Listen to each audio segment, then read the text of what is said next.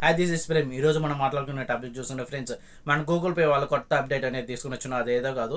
మనం ఎప్పుడైనా సరే రెస్టారెంట్లకు కానీ మాల్కి కానీ ఎప్పుడైనా సరే వెళ్ళినప్పుడు బిల్ పేమెంట్ చేయడానికి వాళ్ళు క్యూఆర్ కోడ్ స్కాన్ చేస్తే ఆటోమేటిక్గా మనకి అమౌంట్ అనేది జనరేట్ అయ్యి స్కానర్ ద్వారా మనకు వస్తుంది.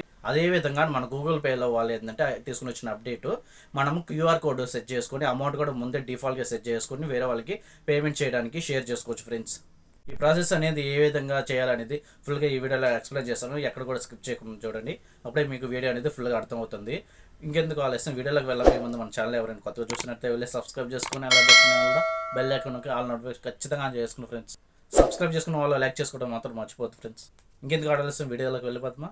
దీనికోసం ముందుగా మన ప్లే స్టోర్లో అవైలబుల్లో గూగుల్ పే అప్డేట్ ఉంటుంది, వెళ్ళి అప్డేట్ చేసుకొని అలాగే ఓపెన్ చేసుకున్న తర్వాత మన ప్రొఫైల్ మీద క్లిక్ చేసుకోండి.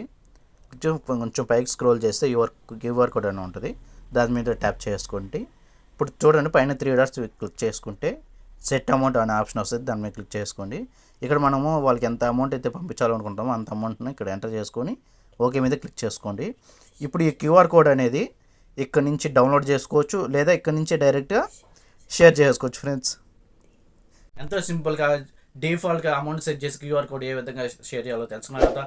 మరిన్ని ఇంట్రెస్ట్ వీడియోస్ కోసం సబ్స్క్రైబ్ చేసుకుని ఫ్రెండ్స్. ప్రస్తుతానికి ఈ అప్డేట్ గూగుల్ పేలో మాత్రమే ఉంది, ఇంకా వేరే వాటిలో రాలేదు ఫ్రెండ్స్.